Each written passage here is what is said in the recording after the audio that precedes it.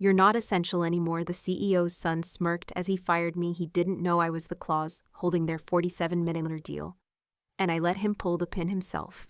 I used to be the kind of person who arrived before the cleaning crew and left after the night guard. 12 years of loyalty. 12 years of late-night crisis calls, red-eye flights, and birthdays missed. Not once did I complain. Not out loud anyway. That morning started like every other. The office smelled faintly of burnt coffee and recycled air. I poured myself a cup, black, bitter, familiar, and leaned against the counter in the break room, scrolling through my inbox. Half the emails were flagged urgent. Half the people sending them didn't know what the word meant. And then he walked in. Dorian Langston, the new interim CEO. Fresh off a family name and a polished LinkedIn profile.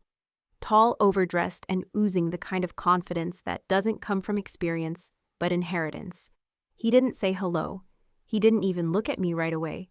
Just stood there, arms folded, scanning the room like he owned the air in it. Technically, now he did. "You're Leah, right?" he said. Not Ms. Mercer. Not even a polite smile. Just Leah, like I was the receptionist, and he couldn't be bothered. "Yes," I said, setting down my coffee. "Welcome to Westridge." He didn't respond. Just stared at me with that bored expression, like he was mentally rearranging furniture. Then he said it. "Let's make this simple. You're not essential anymore." Delivered like a lunch order. I blinked. Not because I didn't understand. Oh, I understood perfectly. I just couldn't believe how casually he said it. Like it was a minor adjustment on a spreadsheet. Like I hadn't spent over a decade building the client trust division from scratch. "You're not essential anymore." No explanation, no warning, no dignity. My first instinct was to laugh. Maybe he was kidding or testing me. But his face stayed blank. He meant it. He was already turning away. I felt my spine stiffen. My chest didn't tighten with panic, not yet. But there was a strange ringing in my ears, the kind that tells you something big just happened and your brain is still catching up. "I see," I said calmly. That's all I gave him. Just that. Because I knew something he didn't. I wasn't just an employee. I was the anchor holding together Westridge's most delicate investor relationship, an expansion deal with Sterling Harbor Partners, one we had spent 3 years cultivating, one that explicitly included a clause I had fought tooth and nail to insert. Any change to key strategic liaisons without advisory board consent will result in automatic suspension of negotiations. I wrote that clause. I earned the trust that clause was meant to protect. And Dorian Langston. He didn't even know it existed. He didn't bother to learn. That's the thing about men like him. They confuse presence with power. They mistake visibility for influence. They think walking into a room means they own it without realizing someone else laid the foundation beneath their feet. I didn't storm out. I didn't cry. I went back to my office packed in silence. The same silence that filled the hallway as my team peeked over their cubicle walls. Some confused, some scared, none surprised. They knew this place. They knew how fast people disappeared when the wrong person rose too quickly. I carried a cardboard box to my car in the rain. Of course it was raining. The kind of slow, indifferent drizzle that feels less like weather and more like the world's quiet way of asking, "Are you sure you want to keep doing this?" But here's the twist. I didn't feel defeated. Not even close. I felt still. Not calm exactly, not at peace, but still like a body of water that stopped rippling before a storm hits. I could feel the weight of something huge in the air, something about to break. And I knew something Dorian didn't. He hadn't fired a liability. He had just pulled the pin on the very deal that was going to determine whether Westridge Technologies would survive the quarter. And tomorrow morning, when Sterling Harbor's legal team called to question the termination of their most trusted point of contact, someone was going to have to explain why the one person who was essential was shown the door with no backup plan. Spoiler, it wouldn't be me answering that call. Not anymore. By the time I got home that night, my box of office things was still sitting on the passenger seat. I hadn't touched it. Didn't really want to. There's something surreal about being removed from your life in a single sentence.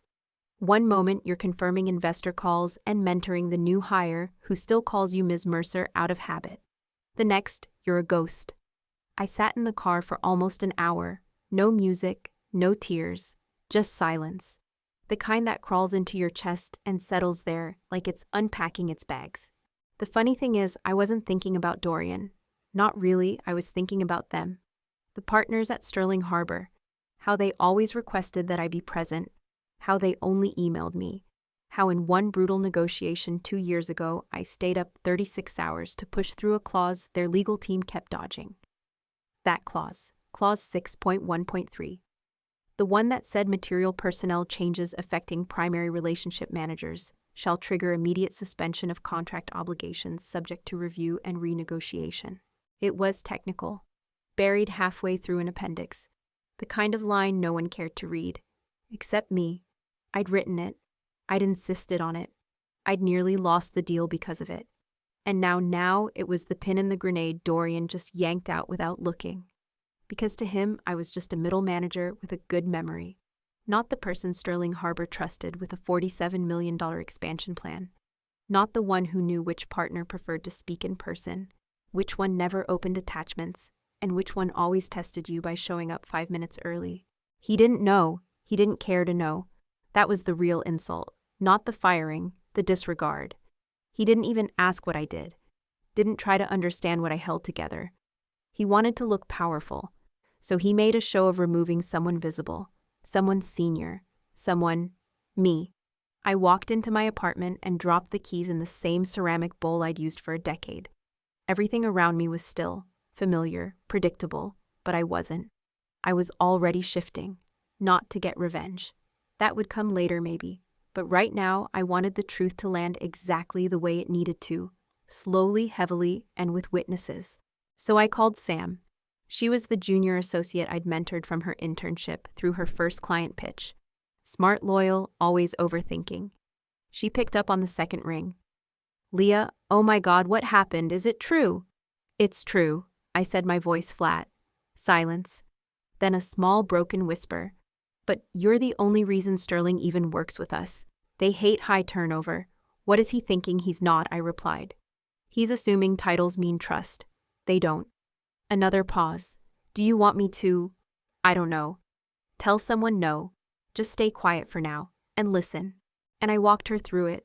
The clause, the timing, the risk. Her breathing shifted from panic to realization. They're going to find out in the morning, aren't they? Oh, they're going to find out loudly. I hung up and waited. That night I barely slept. Not because I was scared, because I wasn't. For the first time in months, maybe years, I wasn't scrambling. I wasn't firefighting. I wasn't carrying everyone else's weight smoothing over someone else's mess. I was still. Like a chess player who knows the next 3 moves already belong to them. At 6:48 a.m., my phone buzzed. A message from Sam. The Sterling team sent a formal inquiry. Legal is in panic mode. Dorian hasn't even shown up yet. I didn't reply. At 7:32 a.m., another message. This time from Ethan in finance. The board knows. Some members are furious. Dorian just walked in. He looks lost. I poured my coffee, sat at the kitchen table, crossed my legs. At 8:10 a.m., my phone rang. No caller ID. I already knew who it was. I answered with a calm, practiced voice. Leah Mercer speaking. A long pause. Then Leah. It's Philip Langston. Dorian's father, founder, former CEO, now board chairman, and the only person at Westridge who still knew exactly who I was. I need to speak with you, he said. Today, in person. About what I asked, even though I knew. The Sterling Harbor deal, he admitted. They're reconsidering. They said the termination violated personnel stability clauses. Did they say what they want? They said they'll only speak to you, no one else. They're refusing all other contact. Silence. Then he added, quieter this time. We didn't realize you were that central. You didn't ask, I said. He sighed, a tired sound. You're right. I'll come in, I said. One condition, anything. I deal directly with you, no one else. Especially not Dorian. Another pause. Agreed. I ended the call and let the quiet settle. I didn't smile. I didn't feel triumphant. Just steady. Because I wasn't going back for them. I was going back to prove something, that removing me wasn't just a mistake. It was fatal. I arrived exactly at 9:01 a.m. the next morning. No badge, no employee ID. Just a sharp navy suit, a cold coffee in hand, and the kind of silence that makes people sit up straighter without knowing why. The receptionist looked up startled. Her name was Bailey. I had once helped her navigate a health insurance nightmare when HR ghosted her. Now she stood like she'd seen a ghost herself. Ms. Mercer. Leah? They told me Mr. Langston is waiting upstairs. I nodded once. No smile, no pleasantries. I wasn't here to play nice. As the elevator doors slid shut behind me, I caught my reflection in the steel. Calm, unreadable. My eyes didn't blink. On the 14th floor, the air felt thinner. Not because of altitude, but because everyone knew something had broken. And no one knew how bad it would get. People glanced up from behind screens. Whispers flitted through hallways, like birds in a burning forest. They didn't expect me. Or maybe they did. Maybe they were hoping I'd come back.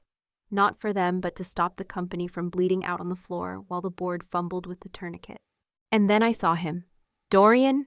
Leaning against the glass conference room wall, arms folded in his usual forced nonchalance, laughing too loudly at something no one else found funny, his mask still in place. But when his eyes met mine, it slipped. Just for a second. The blood drained from his face, his jaw tightened. Then the smirk returned like a reflex. Well, look who crawled back, he said. Loud, calculated, trying to reclaim ground he'd never owned. I didn't stop walking. Didn't glance at him, didn't slow, let him flail, let him squirm. His words couldn't reach me anymore. I had outgrown his noise. Mr. Langston Sr. was waiting just outside the boardroom. His tie was slightly askew. His eyes were red, not from tears, but from a long night of trying to stop a train he'd set in motion the day he handed the wheel to his son. Leah, he said quietly, thank you for coming. I shook his hand. Firmly, no warmth, just contact. We stepped inside his office, once Dorian's, then his again. Funny how fast power rotates when people realize it was misplaced. I'll be honest, he said, gesturing to a stack of documents on the desk. We're on the edge. Sterling won't take another call from anyone but you. I sat down without asking, opened the folder, scanned the frantic messages. The revised contract drafts, the 2 a.m. emails, the legal department's panicked annotations in red ink. It was amateur hour. They hadn't just fumbled. They'd panicked. What do you need from me, I asked, though I already knew. To talk to them, to fix this. And what do I get, he blinked. I didn't mean money or a title. I meant control. I meant respect. I meant no more working in the shadows, while some shiny new boy soaked up credit for work he didn't understand. I've drafted a formal letter, he said, sliding it over. You'll have full authority over the Sterling Harbor deal. No interference. Not from anyone. Especially not Dorian. I read every line, every clause, then signed it. The ink was still wet when someone pounded on the door and burst in. Of course it was him. This is ridiculous, Dorian's snapped eyes darting between us. You're going to let her enough, his father said. The word cracked like thunder. Dorian recoiled, stunned. I trusted you, Mr. Langston said. Voice trembling not with anger but with disappointment. I trusted you to lead. To listen, and instead you fired the only person keeping this company stable. You were careless, arrogant. You didn't even read the investor clauses, did you? Silence.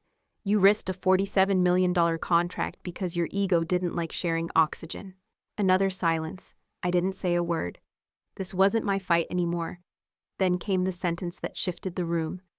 You're suspended from all executive functions, effective immediately. Dorian's jaw dropped.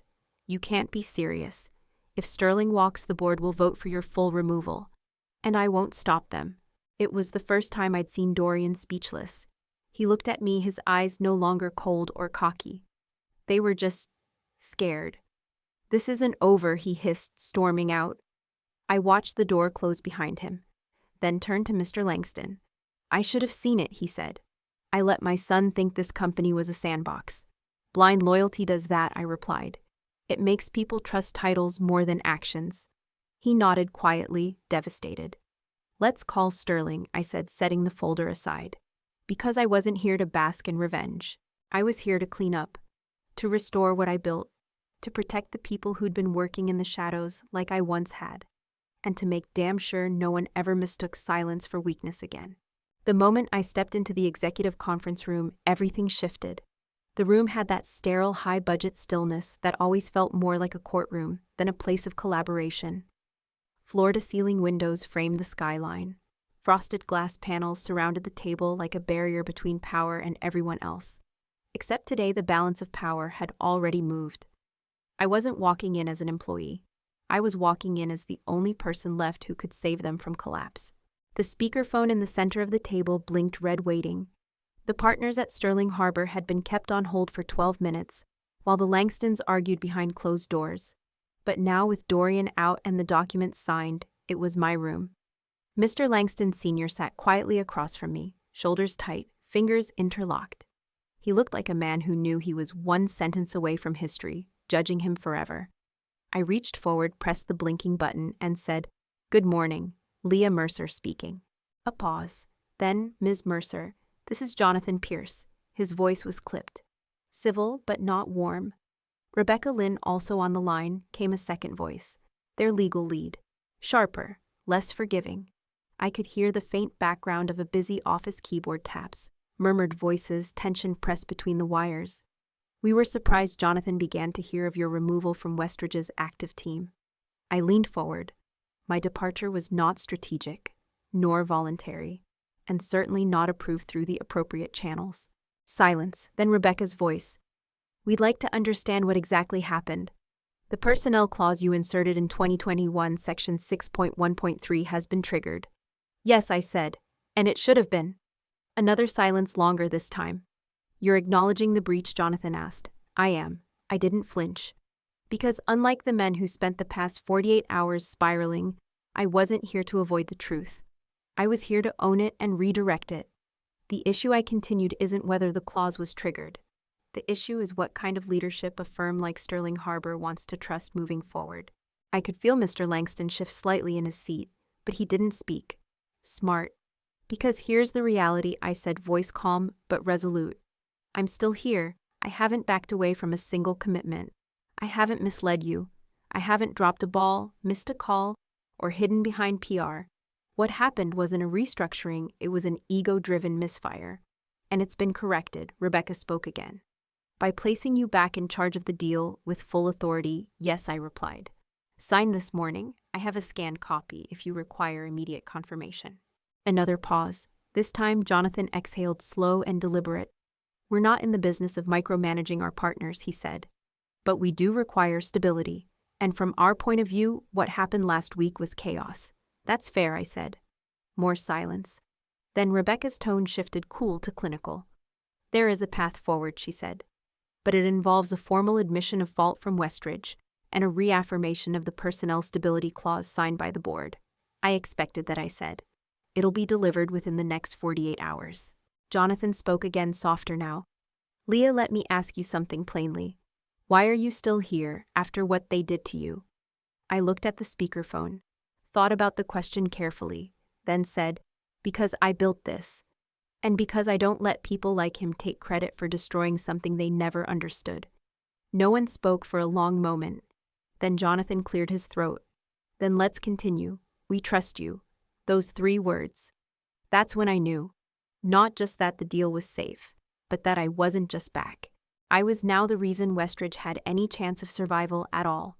The call ended with formalities, timeline confirmations, draft revisions. Mr. Langston finally let out a breath when the line disconnected. "You saved it," he said quietly. I stood.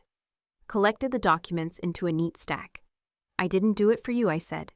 He nodded. "You deserve better than this place gave you. I know." I walked toward the door. Then he spoke again. "Stay. Not just to fix this, but to lead. To change it. The right way." I paused, my hand on the handle. "I'll consider it," I said. "But if I do stay, it won't be quiet. It won't be hidden. I won't be someone's safety net again. If I stay, it's going to be on my terms." He didn't argue. He just nodded again, slowly, gravely, because he knew this time I wasn't bluffing. Victory doesn't echo the way you think it will. It doesn't arrive with applause or confetti or anyone handing you a trophy. Sometimes it comes in silence, cold, clinical, and unfinished. By late afternoon, the Sterling Harbor team had formally resumed negotiations. Legal had approved the revised agreement. A carefully worded email went out to the board. Leah Mercer will serve as acting lead on all investor-facing operations until further notice. The wording was tight, deliberate, not promotion, not welcome back. Just until further notice. I knew what that meant. They still wanted a door open, just in case. In case I got too visible. In case someone more polished came along. In case I reminded them too much of the system they'd allowed to rot in silence. At 5:14 p.m., I shut down my laptop and stood to leave. And that's when the call came in. Unknown number. But I knew the voice immediately. Leah said, Julia from HR, her tone trying to sound casual. Do you have time for a quick check-in tomorrow? Just a routine leadership alignment meeting, in light of all the recent adjustments. Routine. That word again. The corporate way of saying we're not done with you yet? Sure, I said. What time? 9 a.m. sharp. Conference room B. I thanked her, hung up, and stood there staring at my own reflection in the darkened window. Something felt off. Not dangerous, not urgent, just calculated. The kind of move you make when you want to remind someone that they're still being watched. That night, I didn't go home right away. I stayed behind walking the office halls long after the rest of the staff had cleared out. The light from the vending machine flickered across the floor like a dying signal. I passed empty cubicles, old thank you cards pinned to corkboards, birthday balloons half deflated in someone's office. I stopped outside the break room. Inside, voices whispered. I recognized one instantly, Michelle from Strategy. She once cried in my office over a failed pitch. Now she's not going to last, Michelle was saying. Dorian still has people on the board, and let's be honest. She made too many enemies too fast. Another voice, male, older. Doesn't matter if she saved the deal. She made the mistake of being the face of it. Now they can't control her. I stepped back. Quietly. Didn't let the door creak. I didn't need to hear more. They weren't plotting yet. They were positioning, testing the air, trying to guess how much power I really had and how much they could chip away one whisper at a time. When I got home, I poured myself a drink and sat by the window staring at the lights across the city. Each window in each high-rise, flickering like a secret. I knew this game. I'd played it before, not with fists or loud emails, but with silence, with records, with receipts. So I pulled out a notebook, a black leather journal I'd bought on a whim years ago but never used. And I began writing. Every strange delay in approvals, every calendar change that moved meetings out of my line of sight, every colleague who suddenly stopped replying, every whisper I caught behind closed doors. I wasn't paranoid. I was preparing. Because if Dorian couldn't destroy me from the top, he would do it from the shadows. And he wouldn't do it alone. The next morning, I arrived 15 minutes early. Conference room B was cold. Unnaturally so. The AC had always overcompensated on that side of the building. I took the seat at the far end of the table, not in the center. Let them come to me. At 8:59, the door opened. Julia from HR entered with a neutral smile. Behind her was Samir, head of compliance. And behind him, uninvited, unwelcome, was Dorian Langston. I tilted my head, expression unreadable. Julia cleared her throat. We're here to discuss a few concerns that have been raised. Just feedback, really. About your recent performance under pressure. Performance, I asked. Calm. Just enough confusion to make them work harder. Dorian leaned forward, voice syrupy. Some feel that your re-entry into leadership has caused tension. There's been talk that maybe you're taking too much ownership too fast. Samir added, quieter. There are also reports of instability in how investor information is being centralized. There it was, not a direct accusation, not something I could push back on with one word, just a seed. One whisper dressed up in corporate phrasing, designed to do one thing: shake the room around me without leaving fingerprints. I smiled, small, measured, controlled. And then I opened my notebook. I'd like to submit some documentation for the record, I said, sliding it across the table. Pages of dates, names, times, screenshots, cross-referenced calendar conflicts, repeated deletion of my access to shared folders, sudden changes in who received investor updates, 3 separate IT flags, quiet internal regarding unusual permission edits tied to Dorian's assistant. The silence in the room cracked like glass. Julia's hands trembled slightly as she flipped through the pages. You logged all this, she asked. Of course, I said. I take my responsibilities seriously. Dorian's face turned red.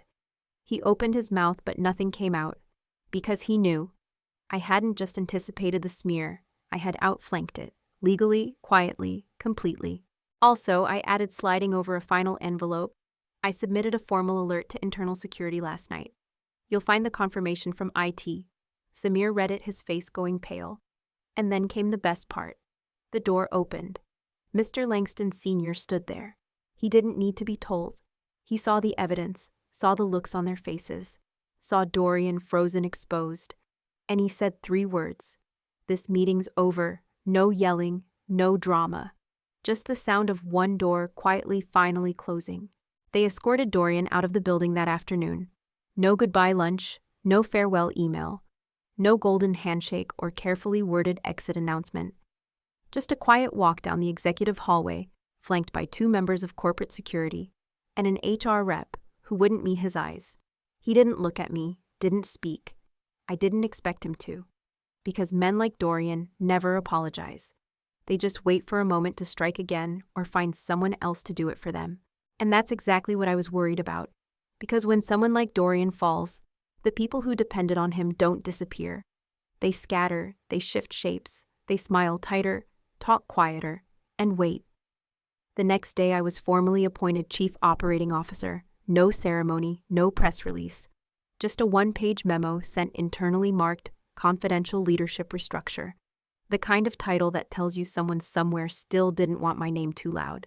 Mr. Langston called me into his office. He looked 10 years older than the last time I'd seen him. You've earned this, he said simply. I nodded. But I didn't thank him, because I wasn't here for favors. I wasn't here to be grateful for surviving. I was here to lead. And yet, even with the title, something felt wrong. The email slowed. People stopped including me in calendar invites I used to own. Requests came through 3 layers of middle managers instead of directly. The junior associates I'd mentored wouldn't meet my eyes in the hallway. One morning, I opened my team's shared drive to find that my folder access had been temporarily suspended for audit compliance. Audit compliance, there had never been one before. And no one had told me about this one. That same afternoon, a lunch meeting I'd set with legal to discuss long-term governance was mysteriously double-booked. Rescheduled, then canceled. No explanation, just silence. That was the language of sabotage, not a knife in the back. 1,000 silent cuts in the dark. I stayed late again that night, not because I had work to do, but because I needed to see the company with its mask off. At 7:48 p.m., I passed the second-floor break room. Inside, the lights were dim, but voices carried. She's dangerous now, someone whispered. A woman, she's got the board's trust. For now, a man responded, but no one stays up there forever. Another voice, cold and certain, she got Dorian removed. You think she won't do it again? They didn't know I was there, and honestly, I didn't care who they were anymore. Not as individuals, but as proof. Proof that this wasn't just a Dorian problem. It was a culture problem. Rot that had grown quiet, strategic, comfortable. People had hitched their futures to his name, to his rise. And now they didn't know how to survive without him, except by trying to bury the one person who'd exposed them all. Me. When I got home that night, I didn't eat, didn't change. I sat on the floor back against the wall, staring at nothing. And then I picked up my notebook, the black one. I began adding names, patterns, delays, conversations half overheard. I printed emails, logged folder access timestamps, requested IT activity reports, masked as data continuity tracking. Everything backed up, off-site, encrypted. If they were going to come for me, it wouldn't be in the light, and I wouldn't wait in the dark without armor. A week later, I was asked to present a team vision at the next leadership roundtable. The request came from Michelle. Yes, that Michelle. The one who whispered behind break room walls. The one who smiled too wide now, too sweet. I knew what this was. It wasn't a request for vision. It was a request for exposure. Get her on record, get her talking big. Then tear it apart in whispers and private Slack threads. I showed up anyway. Black dress, hair tied back, minimal notes, just clarity. When it was my turn, I stood at the head of the table. and said simply, "My vision is simple: transparency, accountability, and disruption of legacy networks that have protected incompetence for too long. No slides, no jargon, just truth." I looked at Michelle directly, and for the first time her smile cracked. I didn't wait for applause. I didn't need it. That night I got a text from an unknown number. Just one sentence: "Watch your back. You've made enemies." No name, no context. But I didn't need one. I simply replied, "I know. And I'm not done yet." Because I wasn't here to survive the system. I was here to break it open one quiet piece at a time. The meeting was scheduled for 9:00 a.m. I arrived at 8:30, conference room D, frosted glass. The kind of space they reserve for conversations they don't want overheard, but want everyone to see are happening. There were only 2 people waiting when I walked in: Julia from HR, again, and Mara from legal, quiet, professional, and avoiding my eyes. That was my first confirmation. This wasn't a check-in. This wasn't a leadership sync. This was the beginning of a takedown attempt. And they thought I didn't see it coming. They underestimated me again. I sat down, calm, collected, my black notebook in front of me, closed, for now. Julia cleared her throat, nervous. "Thanks for coming, Leah. This is just a standard clarification session. There have been a few flags raised internally regarding team cohesion, and we thought it would be good to talk through concerns about instability," Mara said quietly, cutting in. Straight to the point. Julia winced. I tilted my head. "Instability." Mara opened a folder. "There have been comments submitted anonymously suggesting that your leadership approach may be too reactive, too emotionally charged, that certain members of the executive team feel uncomfortable with your decision-making style." I waited. Let the words land, let the room thicken. And then I smiled. Because this was the move, the classic play. Discredit the woman, not on performance, not on results, but on tone, on vibe, on perception. Create just enough doubt that it doesn't look like sabotage, just concern, just feedback. I reached into my bag, pulled out a folder of my own, thicker, heavier. "I'd like to submit a report of my own," I said. I passed it across the table, watched their faces as they opened it. Inside, documentation of repeated access blocks to executive systems under specific logins. Email routing changes traced to IT admin accounts, tied to Dorian's former assistant. Time-stamped reports of calendar tampering, shared folder locks, and flagged server activity. And best of all, a signed statement from Wes in IT. Based on data analysis, we believe the recent access irregularities were not technical malfunctions, but coordinated, unauthorized changes, likely initiated through internal collaboration. Julia paled. Mara looked like she already knew some of it was true. Furthermore, I continued flipping open my notebook. I've logged verbal statements, time-stamped voice memos, and 3 anonymous confirmations that efforts were made to plant doubt about my conduct prior to this meeting. Silence. And then the door opened. Mr. Langston. He didn't knock, didn't ask. He just walked in, took one look at the documents, and sat down. "What is this?" he asked. Calm, firm. Julia started to speak, but I raised a hand. "Mr. Langston, I believe this meeting was initiated as part of a coordinated effort by remaining members of Dorian's support network. People who feared that my return and the integrity I brought with it would expose systems they've spent years protecting." He didn't flinch. He knew I was right. Mara finally spoke. "We didn't authorize a formal investigation." "We thought I did," Langston said. 2 nights ago, he turned to Julia. "I received Leah's security report hours before this meeting was scheduled. I had IT cross-reference the data." He leaned forward. "What you have here isn't instability, it's evidence. Evidence of ongoing manipulation, data interference, and coordinated retaliation." Another beat of silence. Julia whispered, "I didn't know." Mara didn't speak. She just closed the folder, slowly. Then Langston stood. "This meeting is over. Effective immediately, Leah will report only to me until further notice. And I expect a full internal review on everyone connected to this mess today. Dorian may have been gone, but this was the cleaning out of his echo. And I wasn't just part of it, I was leading it." They cleared out 4 people that week. Michelle, 2 mid-level execs, 1 IT admin who thought deleting logs meant they were gone forever. The air changed. Meetings ran differently. Slack channels stopped glitching mysteriously. People stopped whispering and started working again, not out of fear, but out of clarity, because the silence had been broken, and the person who broke it didn't flinch when they pushed back. At the end of the week, Langston called me into his office again. He didn't look tired anymore, just quiet. "You've done more in 3 weeks than some people did in years," he said. "You've exposed a system I didn't even want to admit was still alive." "I didn't do it alone," I said. "But I wasn't going to let it grow back either." He nodded. "Is this still what you want?" he asked. After all of it, I looked out his window. The skyline glowed. Familiar. Different. "I don't want the version of this place they tried to build around Dorian," I said. "But I'm willing to rebuild it from the ground up if I'm allowed to tear down what needs to go first." Langston smiled. Not big, not dramatic, but real. "You have my backing," he said. I stood, shook his hand, and this time there was warmth in it. Not because we'd forgotten what happened, but because now we were building something that wouldn't allow it to happen again. Some people think winning feels like fireworks, like standing on a stage, hands in the air, basking in applause. That's not what it felt like for me.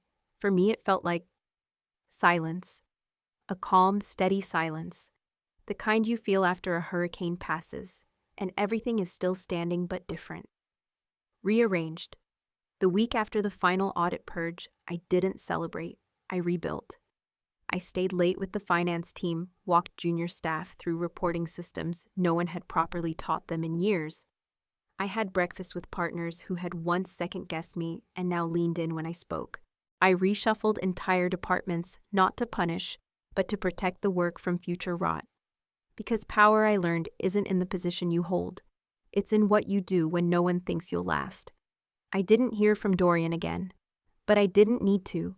He had become a ghost in his own story, spoken of in past tense, remembered, mostly as a mistake. A cautionary tale. Not the villain of this story. Just the warning. The real threat had always been the silence that let people like him rise unchecked. The board, once passive, was now engaged. They asked questions. They demanded clarity. Because I taught them how dangerous assumptions could be. One morning, a new intern named Vanessa knocked on my door. Nervous, sweaty palms. She apologized 3 times before sitting. "I just wanted to say," she said, voice barely above a whisper. "Thank you," I heard. "Everything, what you did, what you stopped." I looked at her. Young, smart. Exactly the kind of woman who 10 years ago would have been dismissed before she ever spoke. And now she was in my office, speaking freely. "I'm glad you're here," I said, but I didn't stop it for recognition. She blinked. Then why I paused. Answered honestly, because I got tired of building things other people took credit for, and I realized if I didn't fight for space, someone else would take it from me. She nodded slowly, and I saw it. That flicker of resolve in her eyes, like something had clicked, and I knew she was going to be just fine. 3 months later, I was named permanent COO, unanimous vote, no ceremony, no party. But this time, when the internal announcement went out, it wasn't buried in a Friday memo. It was front and center, bold, undeniable. The woman they once labeled non-essential was now the backbone of the company's second rise. People started looking me in the eye again. Some apologized. Most didn't. I didn't need them to. Because power isn't revenge. It's presence. It's walking into a room and knowing without raising your voice that you don't owe anyone an explanation anymore. Not long after that, I got an offer. Another firm, bigger, more global, triple the salary, and I considered it. Long and hard, because after everything, part of me wanted to walk away. To let this place remember me as the one who saved them, not the one who stayed to clean up the next mess. But I didn't leave. Because walking away might have looked like power, but staying meant I was power. I wasn't afraid of the mess. I was the one who taught them where the broom was. That final Friday of Q4, I stood by the window of my office as the city below began to light up. It was almost poetic how calm everything felt now. Not perfect, not unbroken, but stable. And built on the truth. Not a title, not a legacy, not a man's last name on the door, but on what was earned, fought for, documented, defended. Before I left for the evening, I wrote one last thing in my black notebook. Just 7 words. They tried to erase me. I led. I closed it, locked the drawer, turned off the light, and walked out not as someone who survived the storm, but as the storm itself.